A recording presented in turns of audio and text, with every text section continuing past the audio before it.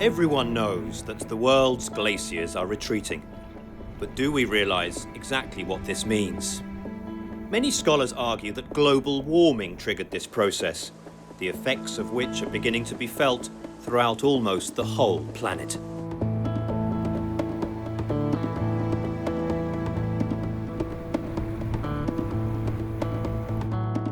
The photographer and mountaineer Fabiano Ventura plans a series of expeditions on the trail of the glaciers.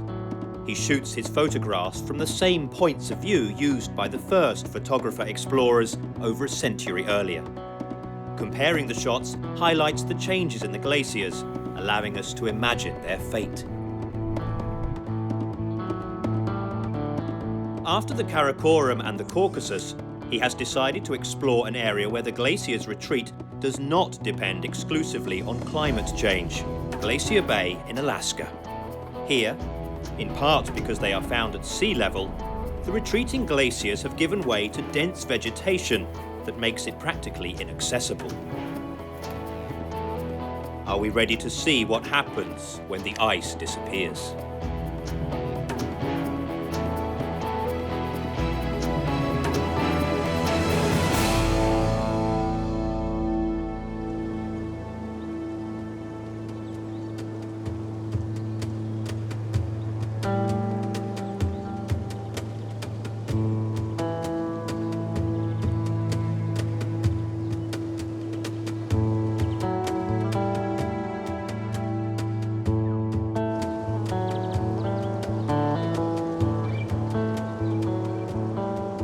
The Mesna Mountain Museum at Castelfirmian in Bolzano houses Fabiano's exhibition on Karakoram and the Caucasus.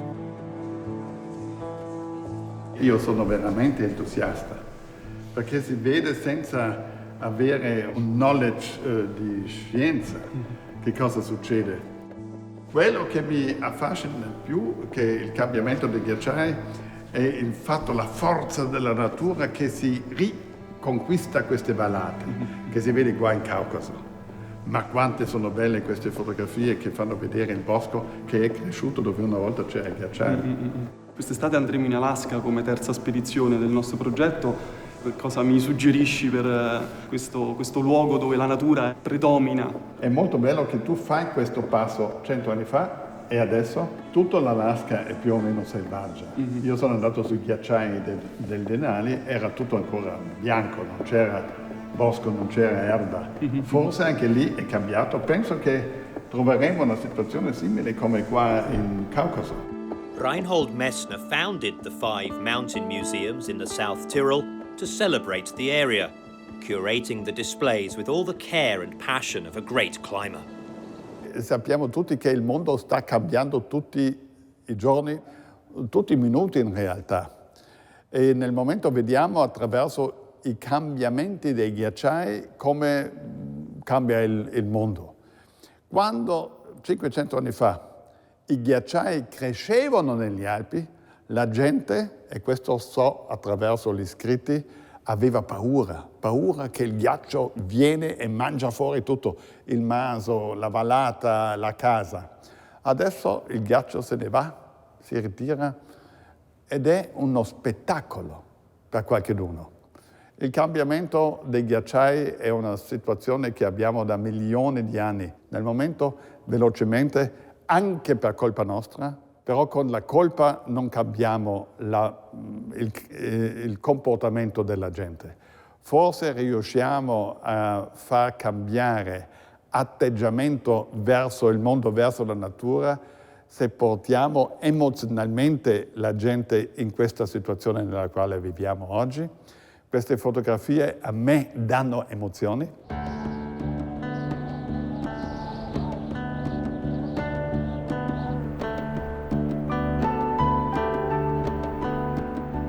A few kilometers further west, Riccardo Scotti, the team's glaciologist and a researcher at the Bicocca University in Milan, is climbing up to 3,000 meters on the Paradisin Glacier to carry out a routine check. Studying alpine glaciers requires constant and difficult monitoring in the field.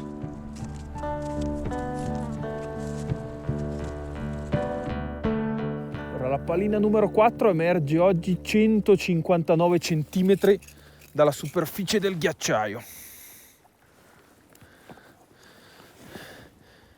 E quindi in quest'estate ha perso 84 centimetri di ghiaccio. Il livello del ghiacciaio l'estate scorsa arrivava grosso modo qua.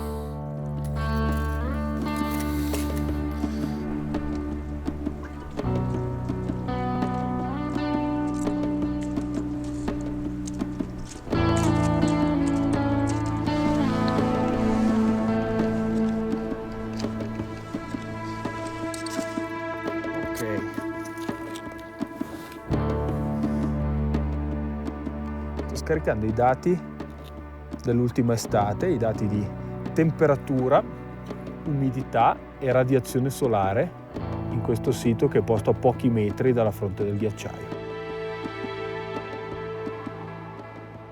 Tutti i ghiacciai delle Alpi, ed in particolare i ghiacciai delle Alpi centrali che abbiamo studiato negli ultimi anni, stanno subendo un forte arretramento. Questo è in linea con l'aumento delle temperature avvenuto dalla fine della piccola età glaciale. In Alaska ci aspettiamo di trovare una situazione piuttosto diversa, poiché i ghiacciai dell'Alaska hanno un rapporto con il clima piuttosto complesso e subiscono delle variazioni che non sono sempre in linea con le variazioni climatiche.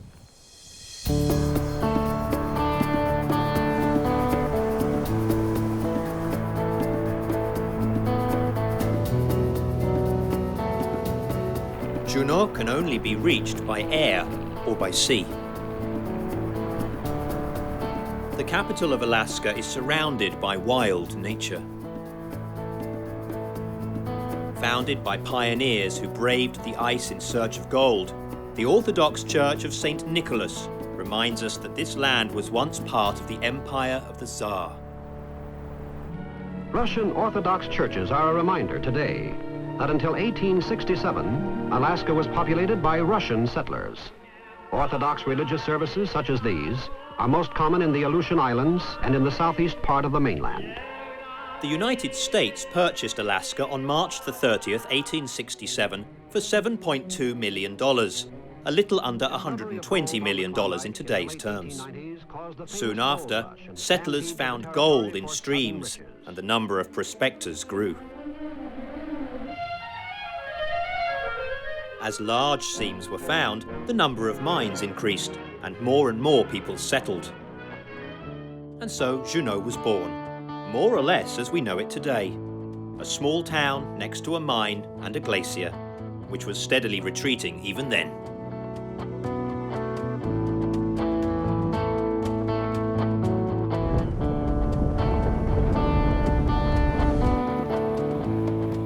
Greg, our host and guide to Juneau, takes us straight to Mendenhall. Alaska is immediately revealed as tough, difficult, and amazing.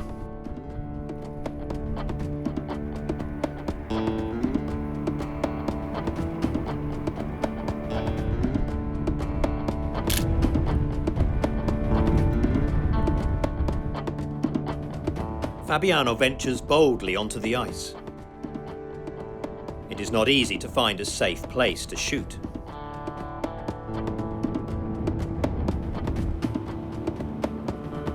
Questo ghiacciaio ha una particolarità, come molti in Alaska, termina con la sua fronte in un grande lago.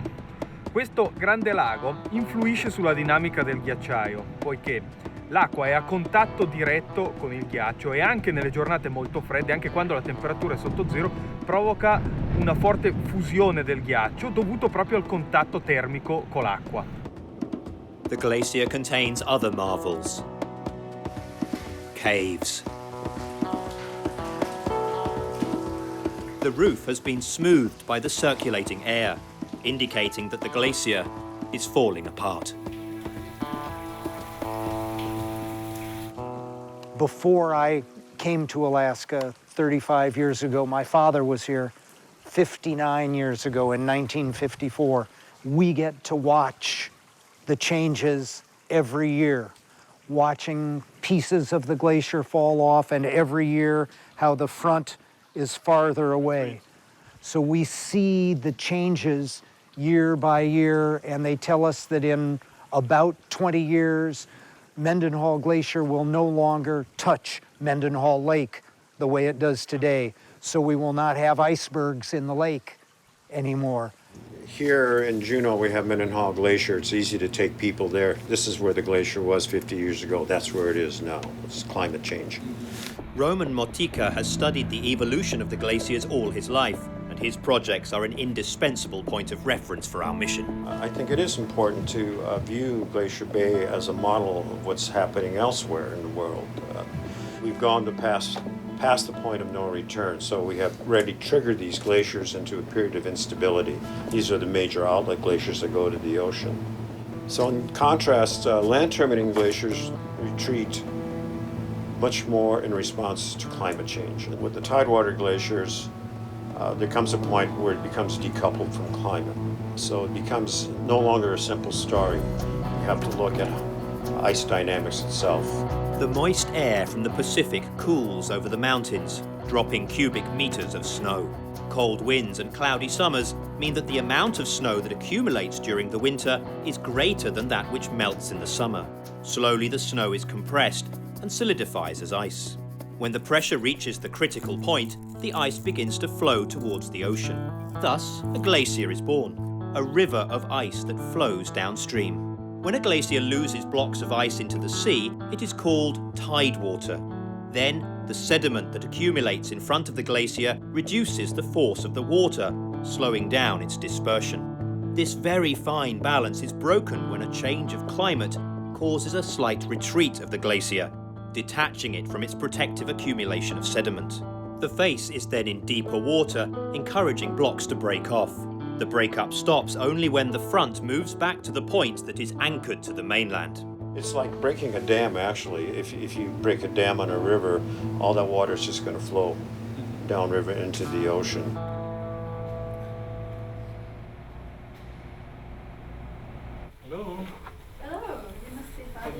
Glacier Bay, as we know it today, is the result of a huge change. Fabiano has already seen many of the photos stored in the Juneau library online or in books, but holding them in his hands and seeing them again makes them finally come to life.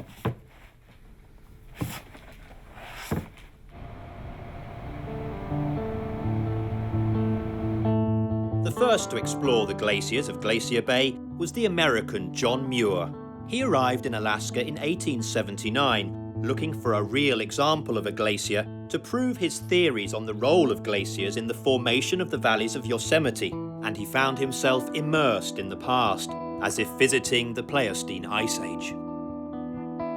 Muir had to work very hard to convince his Tinglet guides to row between the blocks of ice of Glacier Bay, despite bad weather conditions. When the clouds parted, an enthusiastic Muir found himself in front of the crystal bluffs of the vast glacier, the intensely white, far-spreading fields of ice, the whole making a picture of icy wildness unspeakably pure and sublime. What stood before him was the Muir Glacier, which still bears his name. The popular writings of John Muir brought a wave of tourism and scientific exploration to Glacier Bay.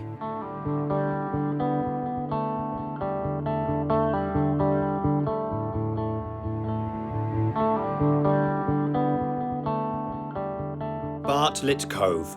Fabiano and Ricardo arrive at the Rangers' headquarters in the Glacier Bay Park for training in how to deal with the nature in the park. The concept behind these is that a bear may be able to smell the food in one of these, but they can't get rewarded, they can't get access to the food. Yeah. So with these, anything that not just food, but toothpaste, lotions, suntan lotion, anything like that should go into these. Anything that would have a smell that would potentially attract a bear. The key with these is store them away from where you're camping, but also well above the high tide line. Occasionally bear will get curious, they'll move it around. If it's too close to the water, sometimes they've actually knocked it into the water. So, as if to say, if I can't have the food, you can't have it either. This village is the gateway to the park, and its impact on nature is so low that it is easy to come across a passing black bear.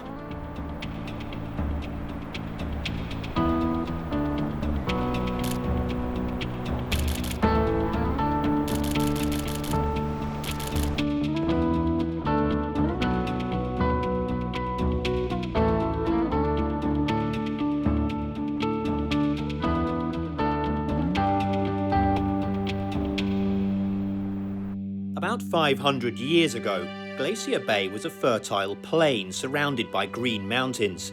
The climate was milder, and the natives exploited the abundant resources of the land, living as hunter-gatherers. When the Little Ice Age began around the middle of the 13th century, temperatures dropped by about half a degree, and the ice began to advance, covering the entire area of Glacier Bay with a huge ice cap. The advance of these huge masses of ice up to 1 kilometre thick dug deep valleys that, centuries later, would be under the sea, creating the fjords we see today in Glacier Bay. Understanding nature means understanding change, as everything changes constantly. Here in Bartlett Cove, a land newly freed from the ice, we can watch the story of a rebirth. After the retreat of the ice, mosses, lichens and small shrubs have started to colonise the barren stone, setting the stage for the next change. With time, the slow decomposition of organic material has created impermeable soil, where water stagnates, generating peat bogs, home to highly specialised plants. On this land, among the carpets of moss and low shrubs, some scrubby pines appear, along with other species of trees, creating a habitat suitable for large mammals. Later, the firs take over, and with them will come new animals. This is the coastal rainforest of the Pacific, where young organisms grow old and the old die, providing nourishment for new arrivals. These forests have more biomass per area than any forest on Earth. And with the changes in the forest, man is also returning to Glacier Bay.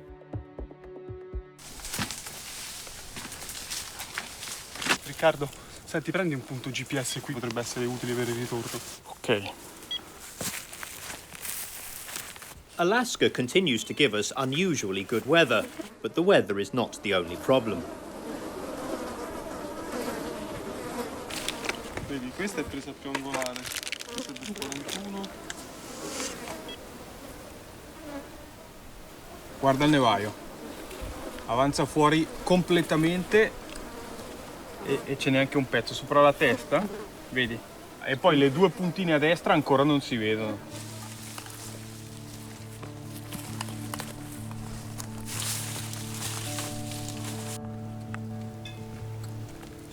Guarda Riccardo, è il punto da dove la foto, quella che hanno fatto nel 41, no? Dove poi Molly l'ha ripetuta, è perfettamente questo. Mettiamoci al lavoro.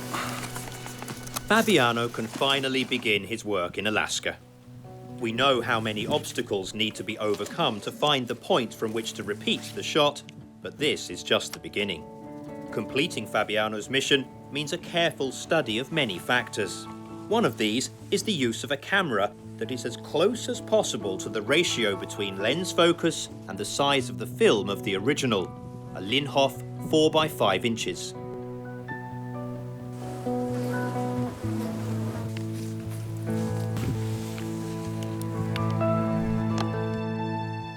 Fabiano will shoot several adjacent photos that will be assembled into a single picture in post-production. Fabiano's main collaborator at this stage is Claudio Palmisano. Ecco. Sono 1, 2, 3, 4, 5 e sono tutte quante abbastanza uniformi, mi sembra. Come esposizione ho fatto la stessa esposizione. E questo è un panorama importante. Perché, ecco, di questo, per esempio, il bianco e nero ancora lo devo ottenere. After extensive research in the archives of museums, foundations and geographical societies, Fabiano finds a panoramic picture by William O. Field from 1951. One cannot but be impressed by how much the glaciers of the Muir Fjord have retreated. Using the size of this boat as a reference, the extent of the retreat is obvious. If we compare this other photo by Field, taken only 10 years earlier in 1941, the retreat is even more amazing.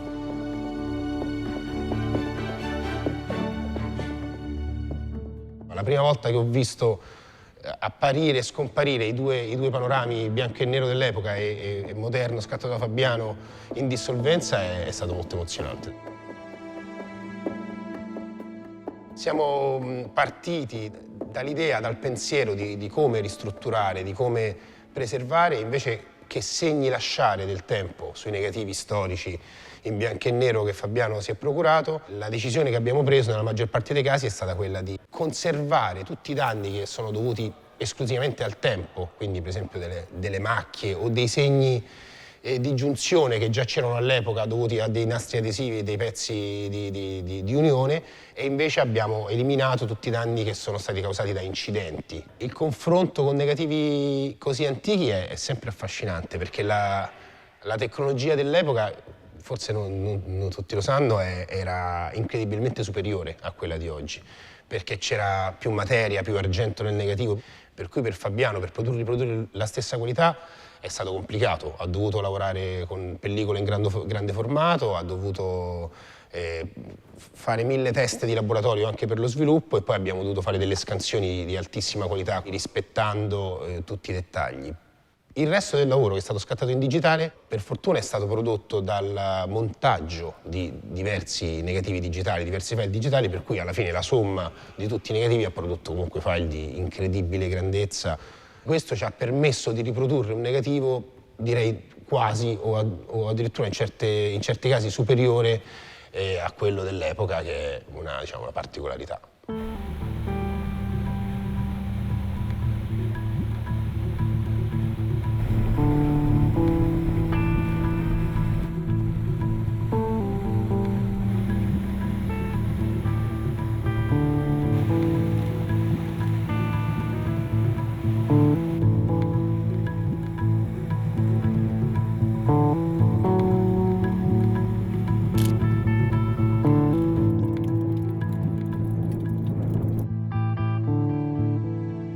The bay is too large to return to Bartlett Cove every night, and we have to camp on the safer beaches.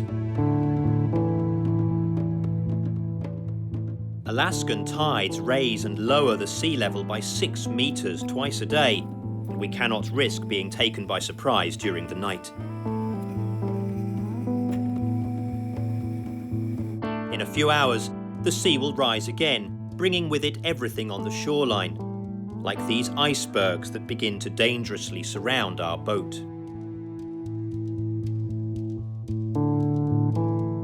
Helm is forced to move it to avoid it being trapped in the ice.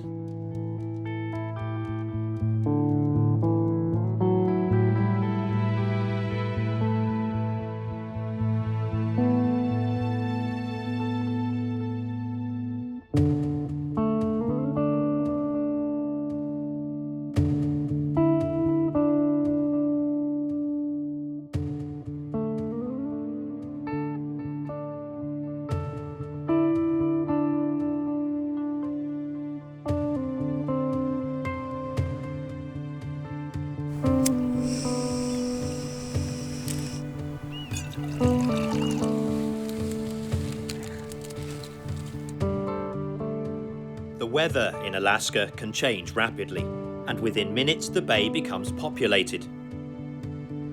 2 rangers are close to our location. They're on the trail of a bear.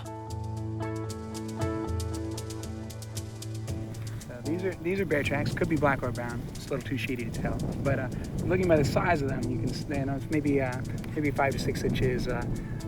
So probably 4 or 5 year old brown bear possibly. But you can see the individual toe pads here, and the sort of palm. The bear decides to stop a few steps away. As we are downwind of it, it doesn't notice our presence. Fabiano very carefully tries to find the photo point. It is a very important location for the purpose of our mission. Questo è il punto raggiunto da John Muir nel 1879. L'esploratore americano fotografò il ghiacciaio dalla spiaggia ed il ghiacciaio arrivava proprio qui e gettava dei grossi iceberg all'interno del fiordo. Ora il ghiacciaio è arretrato di più di 50 km e non è più visibile da questa posizione. Quella montagna lì, fino a quell'ombra. The wind turns and the bear becomes aware of our presence.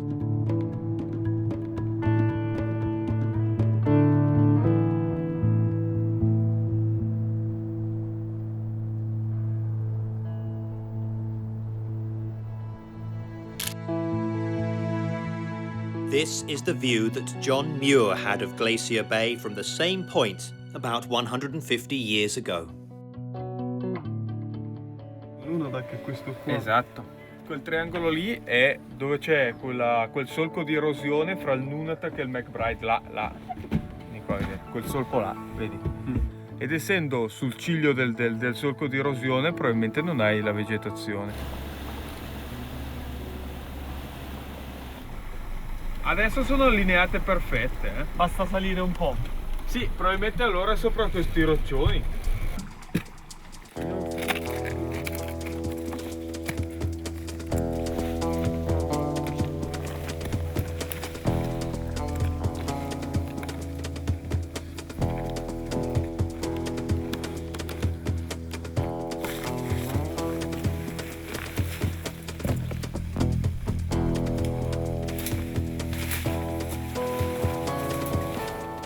The ice has disappeared, the vegetation has grown, and Fabiano is forced to use the trees to see the bay.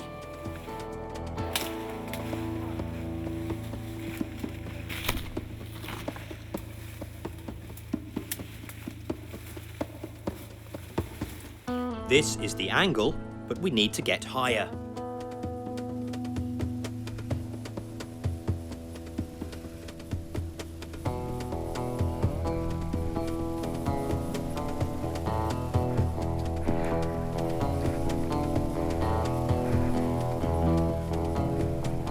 Fabiano's stubbornness gives us an invaluable repetition of a shot of the Muir Glacier. Once again, the results of the fusion are clear. The glacier has disappeared into the Gulf, retreating no less than 20 kilometers.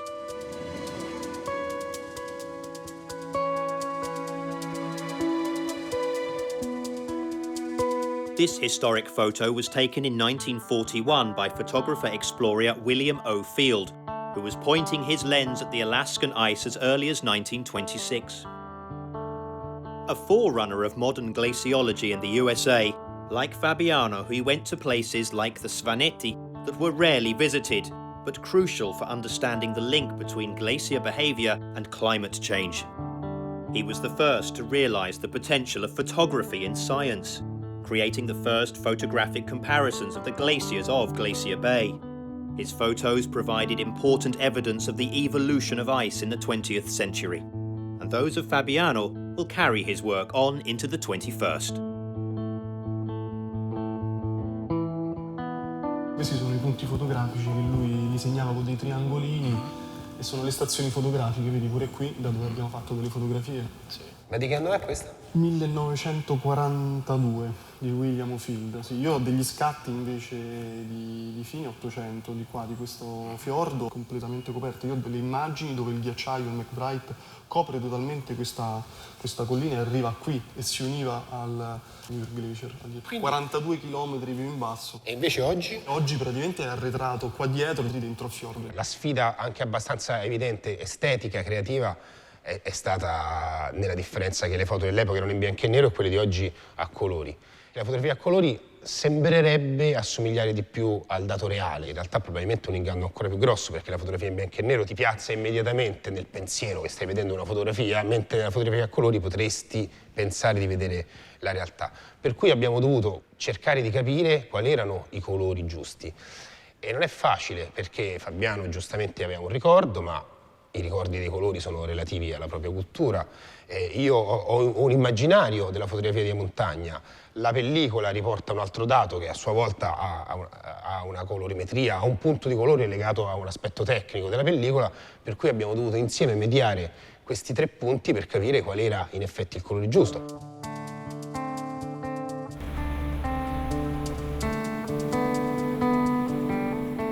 The day's excitement seems to be over, but just before we unload everything from the boat, we have the most extraordinary sighting of the whole expedition.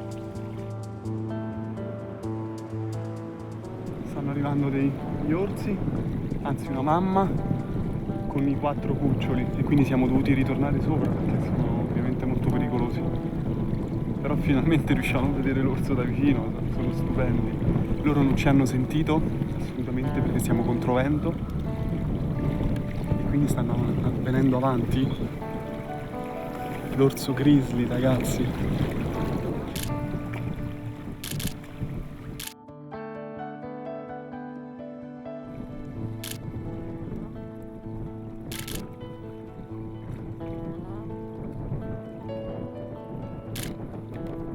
It is unusual to be able to watch and shoot grizzlies up close from a safe position like this.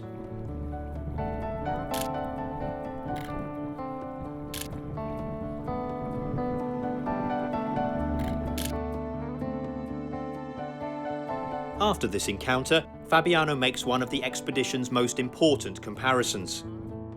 By overlaying his panoramic photography on that of La Roche, taken in 1889, we can see how the glaciers flowed into the bay in one expanse of ice. The rapid retreat of the ice has brought about dramatic changes to the plant and animal life. The large land mammals came through the passes cleared by the ice. Moose, grazing among the alder grove, colonized the bay no more than 50 years ago, along with the mountain goats that are seen on the steep slopes. But even the cold waters of Glacier Bay abound in life. Humpback whales spend the summer in the protected waters of the icy strait, and in recent years, even the sea otters have returned. The cliffs of South Marble Island, at one time under the ice, provide shelter for sea lions. Waterbirds take advantage of low tide to fish. A number of species gather here in the summer to nest on the bare sea cliffs. The icebergs offer seals a safe place to wean their young, while eagles and gulls feed on their placentas during the breeding season. A sequence linked by a fragile balance. In this branch of Glacier Bay, the decline in annual rainfall has led to the rapid retreat of the glaciers, and the seals were the first to suffer.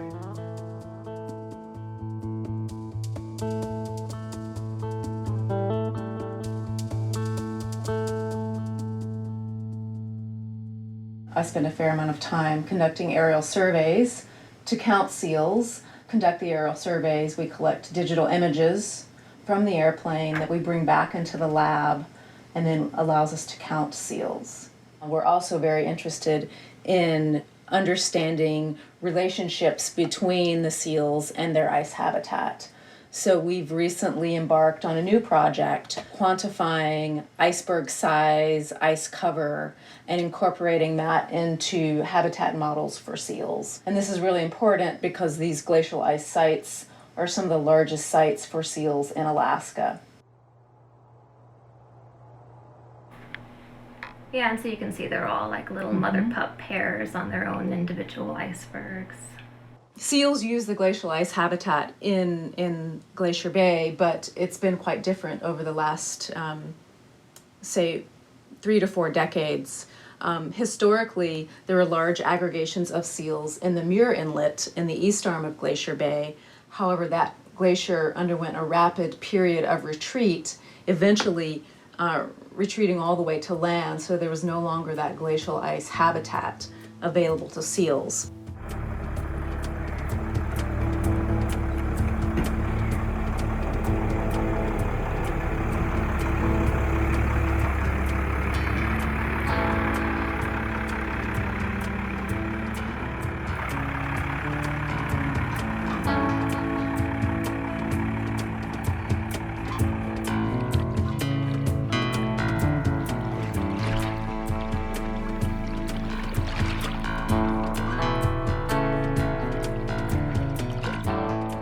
set off with helm for our first expedition to the West Arm.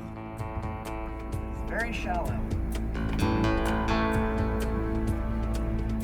We sail carefully in the 1.5 metre depth of water left by the low tide to get to the Reed Glacier.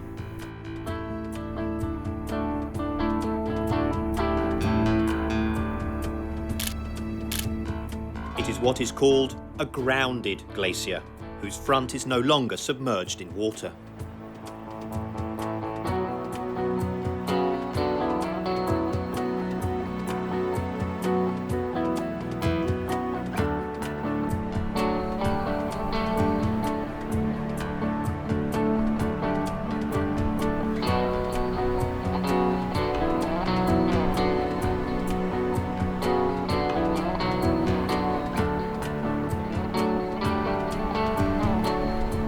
Glaciers have been retreating for less time, and the vegetation is still low.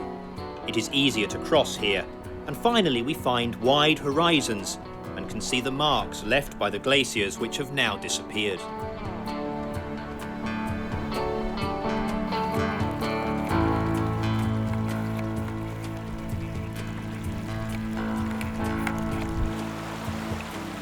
The glacial streams become more numerous, and having crossed this snowfield, we soon reach 1,200 metres above sea level.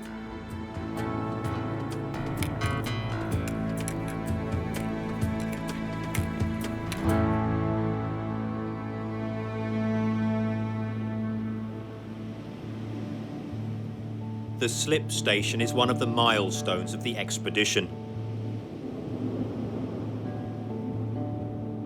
Siamo sulla vetta di questa bellissima montagna, abbiamo raggiunto la Slip Station, una stazione fotografica che posizionò il fotografo Brabazon, il quale partecipò a una delle spedizioni americane che doveva determinare il confine tra Stati Uniti e Canada.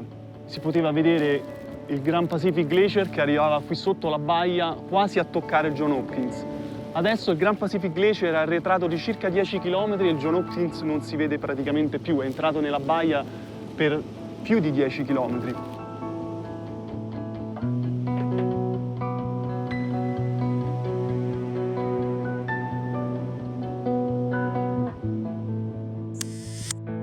In 1899, the three glaciers were very close, having split a few years earlier, but filling their respective gulfs. Much of the retreat of the Grand Pacific and Johns Hopkins, about 15 kilometers, occurred in the first half of the 20th century, when these two glaciers reached the beach, stabilizing their positions. Il ghiacciaio che abbiamo alle nostre spalle, il Reed Glacier, prende il nome dal primo vero glaciologo che esplorò questa regione nel 1892. Questo ghiacciaio è originato dal Brady Ice Field, ovvero un grande campo di ghiaccio che dà vita a 3 lingue glaciali, il Lomplug Glacier, il Reed Glacier e il Brady Glacier propriamente detto.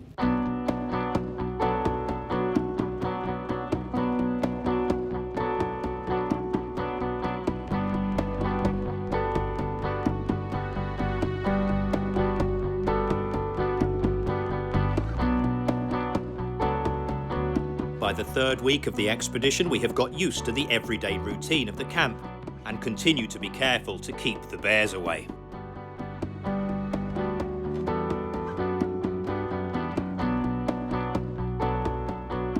But Alaska still holds many surprises, and that night, as the tide goes out, Glacier Bay is enveloped in an aurora borealis.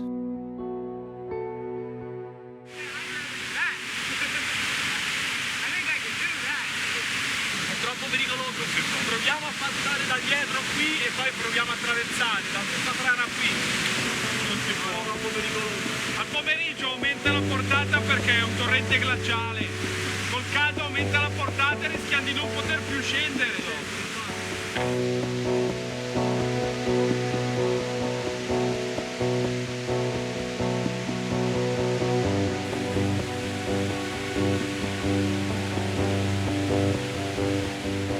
Fabiano wants at all costs to reach Wells Station and tries to find another way.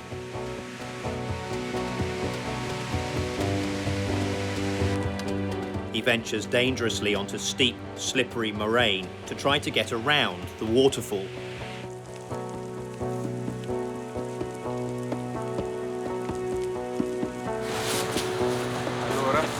C'è una morena molto ripida, piena di sassi staccati. Beh, niente, io riproverei a salire quel saltino lì della cascata, dopodiché ci diamo per vinti.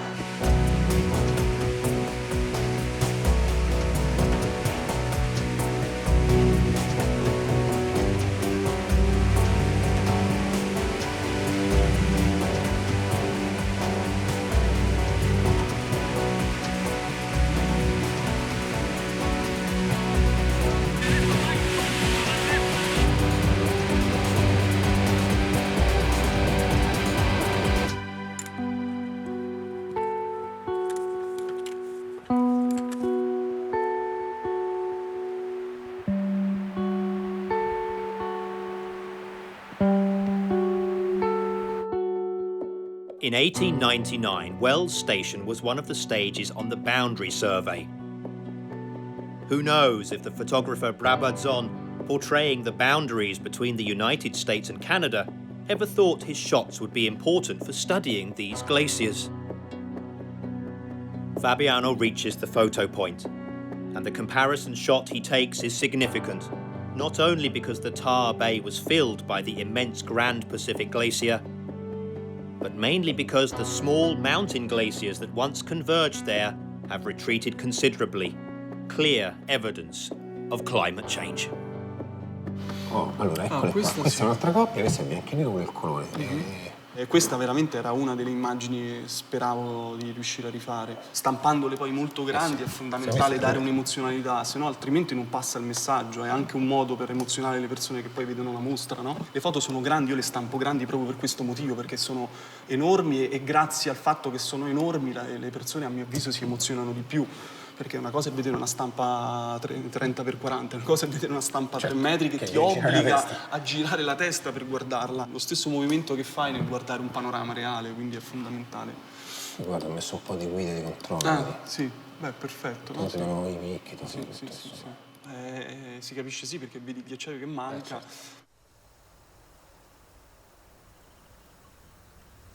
In the final week of the expedition, the weather has deteriorated. When Roman Motica arrives, the fog makes sailing difficult.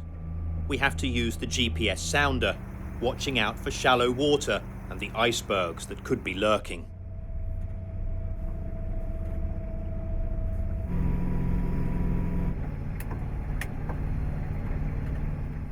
Once at the floating raft, a slight but annoying drizzle adds to the fog.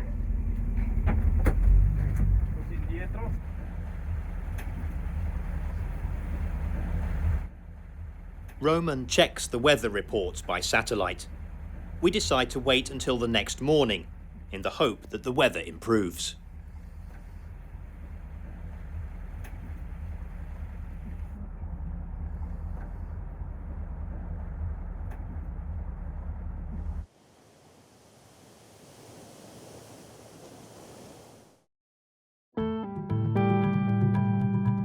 Unfortunately, the weather has not improved. But at least we can navigate, taking advantage of better visibility.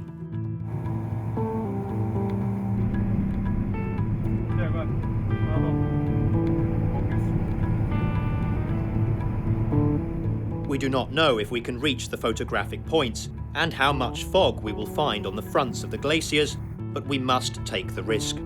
The expedition is almost over.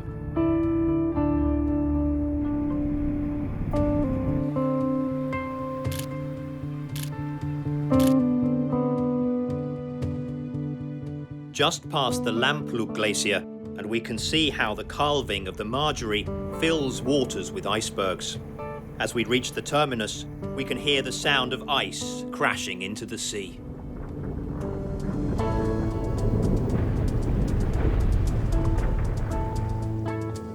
So that's what we're doing is approaching the Marjorie Glacier, one of the tributary glaciers into Tar Inlet here, and then on to my right, that's the Grand Pacific, and you can see that they're quite different. The Grand Pacific up there at the head of Tar Inlet is just covered with debris. Debris accumulates at the surface of the glacier through multiple melt seasons. All the debris that falls on the glacier then gets accumulated at the surface. But if you look at the Marjorie here, it's got very fresh calf faces. Clearly there's been activity going on. You can see all the icebergs here surrounding us, and that's probably all from the Marjorie. These glaciers, particularly the Brady ice field, is wasting away because it has no source for snow anymore. These are all remnant glaciers from what used to be a huge ice field that stretched all the way out, 120 kilometers or more out into icy straits. And not very long ago, 250, 260 years ago, this was all covered by ice here, maybe 1.5 kilometers or 2 kilometers in thickness because the fjord is so deep. During that 250-year period, that was the Little Ice Age maximum, the ice was heavy enough to actually push the crust of the Earth down. The Earth's crust is a thin film that floats above a viscous layer called the mantle. When the ice sheet exerted sufficient weight, the crust sank into the mantle, which subsided to accommodate it. Once the ice layer disappeared, the crust sprang up again. This is what glaciologists call glacier rebound. Thanks to a system of satellite detectors placed at various points around the Bay of Tar, Professor Motika has managed to measure the speed of this rebound. The results are incredible. The peak of the glacial rebound we found is around Russell Island, right where the arms connect, Tar Inlet and Johns Hopkins. And there the rate of uplift is on the order of 3.2 centimeters per year. A lot of icebergs here. Yeah, I don't know how far we're gonna get. Okay. Probably here, at least it's enough for taking the picture of this. Yeah. Okay.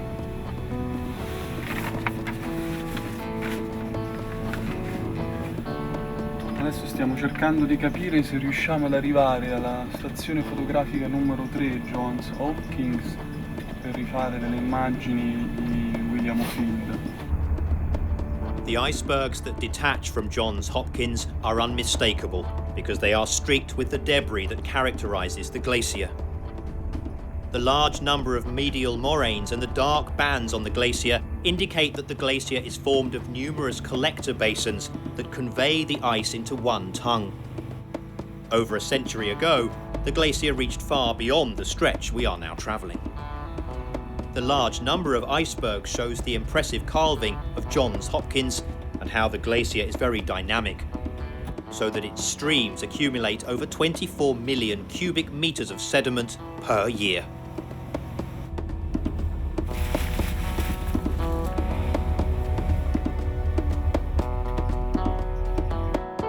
Roman is waiting for us on the boat at a safe distance from the coast as we easily approach the photo point. Looking up at the left edge, it is clear how it is attached to the Gilman Glacier.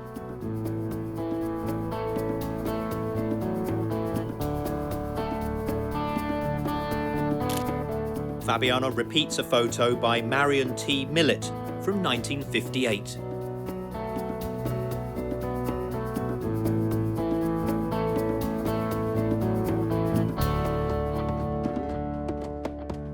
Il Johns Hopkins Glacier è uno dei pochi ghiacciai dell'Alaska attualmente in avanzata e sicuramente l'unico ghiacciaio veramente in avanzata all'interno del parco di Glacier Bay. Nel 1929 lui ha interrotto il suo ritiro, che avveniva dal 1750, e ha ricominciato a guadagnare terreno. È avanzato di oltre 1 chilometro e tutt'oggi sta ancora avanzando. Questo non è collegato con i cambiamenti climatici, ma è molto più collegato con i cicli del tidewater. The progress of the Johns Hopkins is a sign that the dynamics of the glaciers of Glacier Bay are still active, but this could change at any time. What happens if this balance collapses? If the glaciers fail to move again? Fabiano's comparisons clearly show that in recent years the glaciers have retreated at a dramatic rate. Only a century ago, a large part of the bay was completely covered in ice. The relentless rise in our planet's temperature is creating global imbalances, and humans and other species may not be able to adapt to the consequences. Have we passed the point of no return?